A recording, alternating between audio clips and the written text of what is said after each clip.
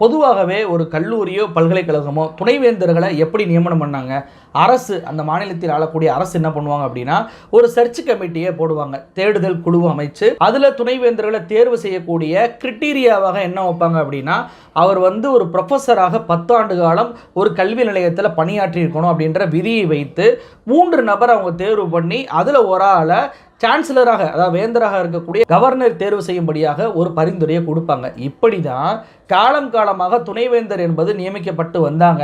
ஆனால் இப்போ இந்த யூஜிசி டிராஃப்ட் அது எப்படி மாற்றிருக்காங்க தெரியுமா?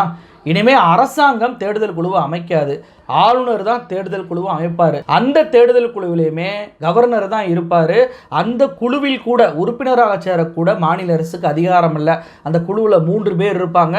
அந்த 3 பேரில் ஒருத்தர் கவர்னர், ஒருத்தர் ஒன்றிய அரசுடைய யூஜிசி சேர்மன் இருக்காரில் அவர் பரிந்துரைக்கக்கூடிய ஒரு நபர். அதே போல் பல்கலைக்கழகங்களில் கவர்னரால் நியமிக்கப்படக்கூடிய சிண்டிகேட், செனட், செயற்குழு உறுப்பினர்கள், இதில் யாராவது ஒரு ஆள். இப்படி 3 பேர் கொண்ட குழுவை கவர்னர் அமைப்பார். கவர்னர் தான் வைஸ் சான்சலரை தேர்வு பண்ணுவார் அப்படின்னு சொல்லி மாற்றிருக்கிறாங்க. அது போக நான் ஏற்கனவே என்ன சொன்னேன், ஒரு வைஸ் சான்சலராக வரணும் அப்படின்னா 10 வருஷ காலம் ப்ரொஃபஸராக பணியாற்றி இருக்கணும் அப்படின்னு சொல்லிட்டு ஒரு கிரிட்டீரியா இருக்குன்னு சொன்னல. அந்த கிரிட்டீரியாவுமே இவங்க மாற்றிட்டாங்க. நீ ப்ரொஃபஸரெலாம் இருக்க தேவையில்ல, நீ 10 வருஷம் ஒரு தனியார் தொழிற்சாலையில் வேலை பார்க்குறியா, உனக்கு விசி பதவி கிடைக்கும். ஒரு 10 வருஷம் அரசாங்கத்தில் ஏதாவது ஒரு பதவியில் இருக்கியா, உனக்கு விசி பதவி கொடுக்குறோம் அப்படின்னு சொல்லிட்டு யார் வேண்டுமானாலும் வைஸ் சான்சலர் பதவியை அடையும்படியாக இந்த விதியை இவங்க மாற்றிருக்கிறாங்க. அப்போது கல்வி நிறுவனத்தில் கல்வித்துறையுடைய தலைமை பொறுப்பான விசிக்கு வருவதற்கு கல்வி பணியை செய்ய தேவையில்ல, யார் வேணாலும் வரலாம், எந்த சங்கி வேணாலும் வரலாம், அதை கவர்னரை தேர்வு செய்யலாம் அப்படின்றதான் இவங்க மாற்றி இருக்கக்கூடிய இந்த ரூல்ஸாக இருக்குது. இதை ஏற்றுக்கிறல அப்படின்னா உன்னுடைய கல்லூரியோ பல்கலைக்கழகத்தையோ நீ டிகிரி ப்ரோக்ராமே பண்ண முடியாது, உன்னுடைய அதிகாரத்தை நாங்கள் பறிச்சிருவோம், உன்னுடைய கல்லூரியுடைய பட்டியல் ஹையர் எஜுகேஷனல் இன்ஸ்டிடியூஷன் பட்டியலிருந்தும் நாங்கள் நீக்குவோம் அப்படின்னு சொல்லி ஒரு மிரட்டலை கொடுக்குறாங்க இந்த ஒன்றிய அரசும் இந்த யூஜிசியும். ஏங்க இப்படி விசியுடைய பதவி நியமனத்தில் அரசாங்கத்திடமிருந்து ஆளுநர் கொடுக்குறீங்க அப்படின்னு சொல்லி கேட்டால், முதலமைச்சர் தலைமையில் இருந்துச்சுன்னா அரசியல் தலையீடு வந்துருமா? ஏன் உங்களுடைய ஆளுநர்கள் இப்போ என்ன அரசியல் பண்ணிக்கிட்டு இருக்காங்க? உங்களால் நியமிக்கக்கூடிய ஆளுநர்கள் அத்தனை பேருமே மாநில அரசுக்கு சாதகமாக இருக்காங்களா, ஒன்றிய அரசுக்கு தான் சாதகமாக இருக்காங்க?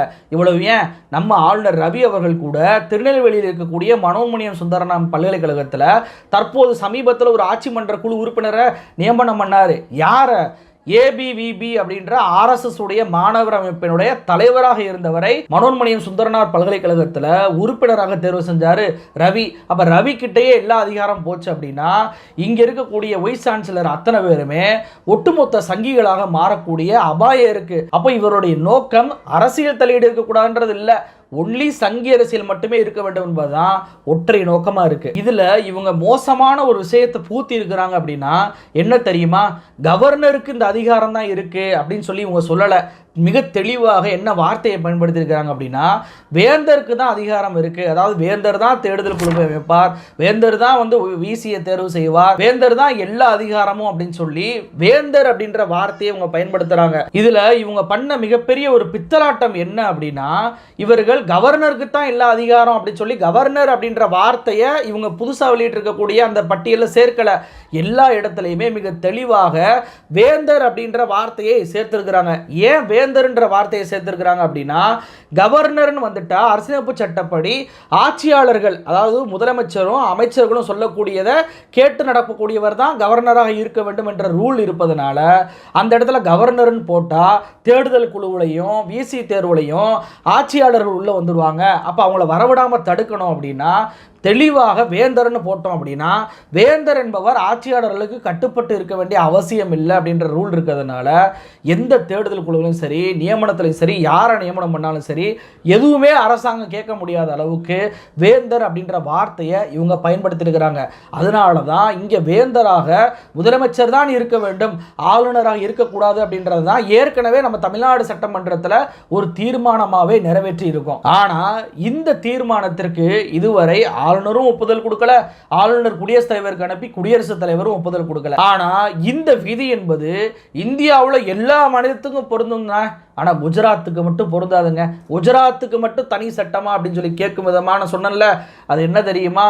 எல்லா மாநிலத்திலையுமே சான்சலராக கவர்னர் தானே இருக்கிறாங்க. ஆனால் குஜராத்தில் மட்டும் சான்சலராக முதலமைச்சர் இருக்கிறார். குஜராத்தில் மோடி முதலமைச்சராக இருக்கும்போது ஒரு சட்டமன்ற தீர்மானத்தை கொண்டு வர்றாரு. அதாவது நாங்கள் பல்கலைக்கழகத்துக்கு செலவு பண்ணுவோம், ஆனால் நீங்கள் முதலமைச்சர் சொல்கிறத கேட்க மாட்டீங்களா, கவர்னருக்கு எதுக்கு அதிகாரம் அப்படின்னு சொல்லி முதலமைச்சராக இருந்தபோது ஒரு தீர்மானத்தை கொண்டு வந்து வேந்தராக முதலமைச்சர் தான் இருக்க வேண்டும் என்று கொண்டு வந்திருக்கிறார். அப்போது இருந்த காங்கிரஸ் தலைமையிலான அரசுடைய கவர்னர் அதை ஏற்றுக்கொள்ளலை. ஆனால் 2014 ஆட்சி மாற்றம் வருது.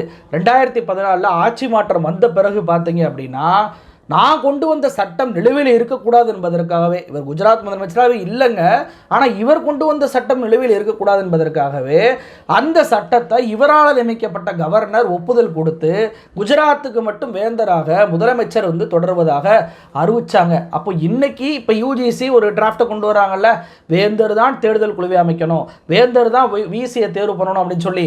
இப்போ இந்த வேந்தர் வந்து நமக்கு கவர்னர் இருப்பார், ஆனால் குஜராத்துக்கு மட்டும் வேந்தராக முதலமைச்சர் இருப்பார். அப்போ இந்தியாவில் இருக்கக்கூடிய எல்லா மாநிலத்துக்கும் ஒரு சட்டம், குஜராத்துக்கு மட்டும் தனி சட்டம். அப்போ அங்கே மட்டும் அரசியல் தலையீடு வருவாதா? அங்கே மட்டும் கல்வி தகுதி வந்து மாறாதா? இங்கே ஒரு நியாயம், அங்கே ஒரு நியாயமா? இதில் நம்ம கவனிக்க வேண்டிய ஒரு விஷயம் என்ன தெரியுமா? வெறுமன முதலமைச்சர்களுடைய அதிகாரம் பறிபோகிறது அப்படின்றது மட்டும் இந்த விஷயத்தில் இல்லைங்க. இதில் அதையும் தாண்டி பல்வேறு விஷயங்கள் இருக்குது. நான் சொன்னேன்ல, பணக்கார மாணவர்களும் பார்ப்பன மாணவர்கள் மட்டுமே பயன்பெறக்கூடிய வகையில் இதை மாற்றி அமைச்சிருக்கிறாங்கன்னு. அதை நீங்கள் படித்து பார்த்தீங்க அப்படின்னா உங்களுக்கே பகீர்னு இருக்கும். என்ன மாற்றிருக்காங்க பாருங்களேன். பொதுவாக ஒரு காலேஜில் யூஜி டிகிரி சேர போகிறோம் அப்படின்னா என்ன விதி? +2ல் பாஸ் பண்ணியிருக்கணும், கரஸ்பாண்டிங் சப்ஜெக்ட் எடுத்துருக்கணும். உதாரணமாக ஒரு பல்கலைக்கழகத்தில் போய் நான் இன்ஜினியரிங் சேர போகிறேன் அப்படின்னா நான் ஒன்று +2ல் பயோமேக்ஸ் எடுத்துருக்கணும் அல்லது கம்ப்யூட்டர் சயின்ஸ் கோர்ஸ் எடுத்துருக்கணும். இந்த 2 கோர்ஸ் எடுத்தால் தான் என்னோட இன்ஜினியரிங் காலேஜில் போய் சேர முடியும். ஆனால் இது எப்படி மாற்றுறாங்க அப்படின்னா, +2ல் நீ காமர்ஸ் கோர்ஸை கூட நீ எடுத்துக்கலாம், எந்த கோர்ஸை வேணாலும் நீ படிக்கலாம். ஆனால் ஒரு தேர்வு வைப்போம், அந்த தேர்வில் நீ பாஸ் பண்ணிட்ட அப்படின்னா நீ இன்ஜினியரிங் கூட படிச்சுக்கிறலாம் அப்படின்னு சொல்லி மாற்றிருக்கிறாங்க. அப்போ காமர்ஸ் படிக்கக்கூடிய ஒரு மாணவன் நுழைவுத் தேர்வு எழுதி இன்ஜினியரிங் பல்கலைக்கழகத்தில் சேர்வதற்கு வாய்ப்புகள் என்பது இதன் மூலம் உருவாகுது. இதில் இன்னொரு மிக முக்கியமான கொடுமை என்ன தெரியுமா? +2ல் நீ வந்து ரெகுலராக படித்து பாஸ் பண்ணாதான் இப்படியான வாய்ப்பு கிடைக்கும் அப்படின்றத ஓப்பன் ஸ்கூலில் நீ படித்தாலும் உனக்கு இந்த வாய்ப்புன்னு மாற்றுறாங்க. அப்போ அதாவது எக்ஸாம் மட்டுமே போய் எழுதக்கூடிய ஸ்கூல்ஸ் இருக்கும் தெரியுமா? அது மாதிரியான ஸ்கூல்ஸில் போய் வெறுமன +2 தேர்வு மட்டும் நீ எழுதியிருந்தா கூட, அதுவும் எந்த கோர்ஸ் நீ எடுத்து எழுதியிருந்தாலும் கூட, நீ எந்த ஒரு டிகிரியை வேணாலும் எந்த பல்கலைக்கழகத்தில் வேணாலும் சேர்ந்துக்கிறலாம் அப்படின்னு சொல்லி மாற்றிருக்கிறாங்க. இது வெறுமன இன்ஜினியரிங் பல்கலைக்கழகம்ன்றது நான் உதாரணத்துக்கு சொல்கிறேன். நீங்கள் ஒரு ஆர்ட்ஸ் காலேஜில் போய் சேரணும்னா கூட ஒரு நுழைவுத் தேர்வை எழுத வேண்டும். அந்த நுழைவுத் தேர்வின் அடிப்படையில் நீ எந்த ஒரு டிசிப்ளினில் வேணாலும் போய் சேர்ந்துக்கலாம் அப்படின்னு சொல்லி மாற்றி அமைக்கிறாங்க. இப்போ தமிழ்நாட்டில் நமக்கு +2 முடித்த பின்பு எந்த நுழைவுத் தேர்வுமே இல்லை. ஆர்ட்ஸ் காலேஜில் சேர்றதுக்கும் இன்ஜினியரிங் காலேஜில் சேர்றதுக்கும் அதற்கும் இவங்க தகுதி தேர்வை கொண்டு வந்து அந்த தேர்வின் அடிப்படையில் தான் நீ வந்து எந்த டிசிப்ளின்றதை தேர்வு செய்ய முடியும். யூஜியில் நீ வந்து +2ல் படித்ததெல்லாம் நாங்கள் ஏற்றுக்கொள்ள முடியாதுன்னு சொல்லி இவங்க மாற்றுறாங்க. அப்போது ஒரு பணக்கார மாணவன் அல்லது ஒரு பார்ப்பன மாணவன் அவன் படிக்க தேவையில்ல, எந்த கோர்ஸை வேணாலும் எடுத்து படிக்கலாம். ஆனால் அதிகமான எப்படி நீட் தேர்வுக்கு அதிகமாக செலவு பண்ணி அவன் வந்து மெடிக்கல் சீட்டை வாங்குறானோ, அதே போல் இந்த நுழைவுத் தேர்வுக்குமே அதிகமாக செலவு பண்ணி அந்த எக்ஸாமில் பாஸ் பண்ணாவே அவன் காமர்ஸ் படிச்சுட்டு கூட இன்ஜினியரிங் போகலாம். எவ்வளவு பேர் அயோக்கியத்தனம் பாருங்கள். இப்போ இப்படியான பசங்க படிக்கிறாங்கல்ல, இந்த பசங்களுக்கு டீச்சர் வேலை கொடுப்பதற்கு அந்த விதியுமே மாற்றுறாங்க. அதாவது பல்கலைக்கழகத்தில் நீ டீச்சராக வர்றியா, உனக்காகவே நான் ரூல்ஸை மாற்றுறேன் அப்படின்னு சொல்லிட்டு இப்போ வெளியாக இருக்கக்கூடிய யூஜிசி டிராஃப்டில் மாற்றிருக்காங்க. பொதுவாக ஒரு பல்கலைக்கழகத்தில் ஒரு ஆசிரியர் பணி ஒரு ப்ரொஃபஸருக்கு வேலைக்கு எடுக்கிறாங்க அப்படின்னா என்ன பார்ப்பாங்க? நீ யூஜி என்ன படிச்சிருக்க, பிஜி என்ன படிச்சிருக்க, பிஹெச்டி பண்ணியிருக்கியா அப்படின்னு சொல்லி கேட்பாங்கல்ல. இப்போ இந்த ரூல்ஸ் எப்படி மாற்றுறாங்க அப்படின்னா, நீ யூஜியோ பிஜியோ ஏதாவது ஒரு கோர்ஸ், இப்போ உதாரணமாக கெமிஸ்ட்ரி நீ படிச்சிருக்க, ஆனால் பிஹெச்டி வந்து நீ ஃபிசிக்ஸில் பண்ணியிருக்க அப்படின்னா நீ பிஹெச்டி என்ன பண்ணையோ அதன் அடிப்படையில் தான் உனக்கு நான் டீச்சர் வேலை கொடுப்பேனே தவிர நீ யூஜி பிஜி பண்ணதெல்லாம் எனக்கு தேவையே இல்லை அப்படின்னு சொல்லி மாற்றுறாங்க. அப்போ ஒரு கெமிஸ்ட்ரி வாத்தியாரோட வேலை வந்து அவைலபிலிட்டி வருது அப்படின்னா, ஒருத்தன் யூஜி பிஜியில் கெமிஸ்ட்ரி படிச்சுட்டு பிஹெச்டி வேறு பண்ணியிருந்தான் அப்படின்னா அவனுக்கு அந்த வேலையை கொடுக்க மாட்டாங்க. ஆனால் அதுவே யூஜி பிஜியில் ஏதோ ஒரு கோர்ஸை பண்ணிவிட்டு பிஹெச்டி பேசிட்டு ஒரு எலக்ட்ரானிக்ஸை பற்றி பேசியிருந்தாங்க அப்படின்னா ஒரு எலக்ட்ரானிக்ஸோட இன்ஜினியரிங் காலேஜில் வாத்தியார் பதவியை தூக்கி கொடுப்பதற்கு வாய்ப்பு இருக்குது. அப்போ யூஜியோ பிஜியோ ஹிஸ்ட்ரியோ ஏதோ ஒன்று படிச்சுட்டு இன்ஜினியரிங் காலேஜுக்கு அவர் வாத்தியாராக வந்தால் அவர் பிள்ளைகளுக்கு இன்ஜினியரிங் சப்ஜெக்டை எப்படி சொல்லிக் கொடுப்பாரு? இப்படி ஒரு விதியை மாற்றுறாங்களா? இன்னொரு விதி என்ன மாற்றுறாங்க அப்படின்னா, நீ யூஜி பிஜி எதை வேணாலும் படிச்சுக்க, ஆனால் நெட்டு செட்டில் வந்து நீ எழுதுற தெரியுமா வாத்தியார்களுக்கு தகுதி தேர்வு இருக்குல்ல, அந்த ஆசிரியர் தகுதி தேர்வில் நீ என்ன சப்ஜெக்டை வச்சு பாஸ் பண்ணியிருக்கையோ அந்த சப்ஜெக்ட்டுக்கே உனக்கு நாங்கள் வேலை கொடுப்போம், யூஜி பிஜியெலாம் நாங்கள் பார்க்க மாட்டோம் அப்படின்றாங்க. அப்போது 3 வருஷம் யூஜியில் படித்தது முக்கியம் இல்லை, 2 வருஷம் பிஜியில் படித்ததும் முக்கியம் இல்லை, வெறுமனே ஒரே ஒரு தேர்வு வைக்கிறோம், அதில் அடிப்படையில் அந்த சப்ஜெக்டை நீ என்ன எடுத்தியோ அதை தான் நாங்கள் கருத்தில் கொள்வோம் அப்படின்னு சொல்லி மாற்றுறாங்க. அப்படின்னா ஒட்டுமொத்த ஆசிரியர்களுடைய சிஸ்டமே கொலாப்ஸ் ஆயிரும், கல்வியுடைய தரமே முழுக்க முழுக்க ஒன்றும் இல்லாமல் போயிருங்க. ஆசிரியர் அப்பாயின்மெண்ட்டுக்கு இப்படியா, ஆசிரியருக்கு வந்து ப்ரொமோஷன் இருக்குது தெரியுமா, ப்ரொஃபஸருக்கு, அந்த ப்ரொமோஷன்லேயுமே கை வச்சிருக்கிறாங்க. முன்னெல்லாம் ஒரு ப்ரொஃபஸர் வந்து வேலைக்கு சேரணும்னாவோ அல்லது ப்ரொமோஷன் கிடைக்கணும்னாலோ என்ன பண்ணணும் அப்படின்னா ஒரு ஜேர்னல்ஸ் வந்து அவங்க பண்ணியிருக்கணும், அல்லது கான்ஃபரன்ஸ் வந்து பப்ளிகேஷன் நிறையா பண்ணியிருக்கணும். இது எதுவுமே பண்ண தேவையில்ல, நீ வந்து சாதாரண ஒரு ஆள் இருக்கே, நாங்கள் கமிட்டி போட்டு தேர்வு பண்ணுவோம், உனக்கு ப்ரொமோஷன் பண்ணுவோம் அப்படின்னு சொல்லி ப்ரொமோஷன்லேயுமே இவங்க மாற்றிருக்கிறாங்க. சரி, இப்போ பணக்கார பசங்களும் பார்ப்பன மாணவர்களும் எந்த குரூப் எடுத்து படித்தாலும் காலேஜில் சேரலாம், அவங்க பிஹெச்டி பண்ணாவோ அல்லது நெட்டு செட்டு எக்ஸாமில் வந்து பாஸ் பண்ணாவோ போதும், அவங்களுக்கு டீச்சராகவும் வேலை கிடைக்குதுன்னு மாற்றுறாங்களா? அப்போ மறுபடியும் வேறு பசங்க இந்த நெட்டு செட்டில் வந்து வேலை கிடைக்காத பசங்கள்லாம் இருப்பாங்கள்ல, அவங்களுக்கு வாய்ப்பு கொடுக்கணும். இடஒதுக்கீடில் எஸ்சி எஸ்டி ஓபிசி பசங்கள்லாம் எவனும் வந்துடக்கூடாதுன்றதுக்காக இன்னொரு விதியும் இவங்க மாற்றிருக்கிறாங்க. அதாவது யூஜிசியுடைய 2018 சட்டப்படி 10% ஒரு கல்லூரியோ பல்கலைக்கழகமோ 10% மேலே டெம்பரவரி ஆசிரியரை நியமனம் பண்ணக்கூடாது. இதுதான் சட்டம்.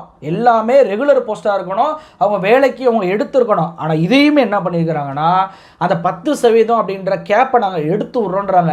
நம்ம இடஒதுக்கீடு காலங்காலமாக 50% அப்படின்ற கேப்பை எடுத்து விடுங்கன்னு கேட்குறோம். அதை பண்ணால் இந்துக்கள் வந்து ஒற்றுமை குறைஞ்சிருமா? ஆனால் 10% டெம்பரவரி ஒரு போஸ்ட்டை மட்டும் கேப்பை எடுத்து விட்டாங்க. இதன் மூலமாக என்ன ஆகும் அப்படின்னா இடஒதுக்கீடின் மூலமாக ஒரு எஸ்சி எஸ்டி ஓபிசி மாணவனுக்கு கிடைக்கக்கூடிய அந்த வேலை வாய்ப்பு என்பது பறிபோகும். அதாவது பணக்கார பையனும் பார்ப்பன மாணவர்களும் டெம்பரவரியாக வேலைக்கு ஆசிரியர் பணியில் சேரக்கூடிய வாய்ப்பு என்பது இங்கே அதிகமாகனால இடஒதுக்கீடு சிஸ்டமே இல்லாமல் போகும். ஏற்கனவே நம்ம நிலைமை அதில் பாதாளத்தில் இருக்குது. அதாவது 45 சென்ட்ரல் யூனிவர்சிட்டியில் ராகுல் காந்தி தான் அந்த டேட்டா கொடுக்குறாரு.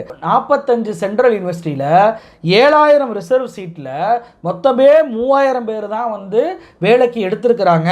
அதாவது அதில் வந்து 7.1% தான் தலித்து, 1.6% தான் பழங்குடி, 4.5% தான் ஓபிசி பிசி கேஸ்ட்லாம் இருக்காங்கல்ல அவங்க. இப்படி இருக்கக்கூடிய சூழ்நிலையில் இந்த விதி வந்துச்சு அப்படின்னா இதுவுமே நம்மளுக்கு கிடைக்காம போயிடணும். இன்னும் விரிவாக சொல்லணும் அப்படின்னா இந்தியாவில் உயர்கல்வித்துறை நிறுவனங்கள் இருக்குல்ல, கல்லூரி காலேஜ்லாம், அதில் மொத்தம் 15,97,688 ஆசிரியர்கள் இருக்காங்க. இதில் எஸ்சி ஆசிரியர்கள் பார்த்தீங்கன்னா 1,48,635 பேர் தான். வேக்கன்சி மட்டும் எஸ்சியுடைய ஆசிரியர் பீரியட் எவ்வளோ இருக்குது தெரியுமா? 91,018 எஸ்சி சீட்டு வேக்கன்சியாக இருக்குது, ஃபில் பண்ணலை. அதே போல் எஸ்டி பழங்குடி எடுத்துட்டோம் அப்படின்னா 41,607 பேர் தான் ஆசிரியர்களாக இருக்கிறாங்க. 78,159 இடங்கள் எஸ்டி இடங்கள் ஆசிரியர் இடங்கள் காலியாக இருக்குது. அப்போது இப்போ 78,000 பேர் பழங்குடி காலியாக இருக்கா, 91,000 பேர் எஸ்சி அவங்களுடைய இடம் காலியாக இருக்கா. இந்த இடங்களை எல்லாம் இந்த 10% கேப் பண்ணிக்கிறாங்கல்ல, டெம்பரவரியாக வரலாம் அப்படின்னு சொல்லிட்டு இந்த டெம்பரவரி ஆசிரியர்களாக இதெல்லாம் நிரப்பிடுவாங்க. அப்போது இங்கேயே பல்கலைக்கழகத்தில் எஸ்சி எஸ்டி ஓபிசிக்கான எந்த இடஒதுக்கீடும் இருக்காது, ஆசிரியர்களும் இருக்க மாட்டாங்க. முழுக்க முழுக்க பார்ப்பன மாணவர்களும் பணக்கார மாணவர்கள் மட்டுமே பல்கலைக்கழகத்தில் ஆசிரியர்களாக நியமிக்கக்கூடிய அபாயம் இதில் ஏற்படுது. ஒட்டு மொத்தமாக இடஒதுக்கீடும் அரசியலமைப்பு சட்டத்தையும் குளிதோண்டி புதைக்கக்கூடிய டிராஃப்டாக இந்த யூஜிசி டிராஃப்ட் இருக்குது. படிக்கிற படிப்புலேருந்து வேலைக்கு சேர்றதுலேருந்து ப்ரமோஷன்லேருந்து எல்லாத்துலேயுமே இவங்க நம்மளுடைய கல்வியையும் அதிகாரத்தையும் பறிக்கக்கூடிய வகையில் செயல்பட்டுள்ளார்கள் அப்படின்றது தான் இந்த டிராஃப்ட் சொல்லக்கூடியதாக இருக்குது. இதனால தான் நம்மளுடைய தமிழ்நாடு முதலமைச்சர் ஸ்டாலின் அவர்கள் இந்த யூஜிசி டிராஃப்டை மிக கடுமையாக எதிர்த்து தீர்மானம் போட்டிருக்கிறாங்க. இதே போல் கேரளாவும் இதில் இணைஞ்சிருக்கிறாங்க. இப்படி ஒட்டுமொத்த மாநிலங்களுமே இதில் இணையணும். அது போக குஜராத்துக்கு மட்டும் என்ன தனி சட்டமா என்ற கேள்வியுமே ஆட்சியாளர்கள் எழுப்ப வேண்டும். அதுபோல் எங்களுக்கு மாற்ற இல்லைன்னா குஜராத்திலையும் மாற்ற அப்படின்ற கேள்வியை உருவாக்க வேண்டும் என்றதான் நம்மளுடைய கோரிக்கையாக இருக்குது. ஒவ்வொரு மக்களுமே இந்த யூஜிசி டிராஃப்ட்டுக்கு எதிராக தங்களுடைய குரல்களை பதிவு பண்ணணும் அப்படின்றதான் என்னுடைய வேண்டுகோள். நன்றி.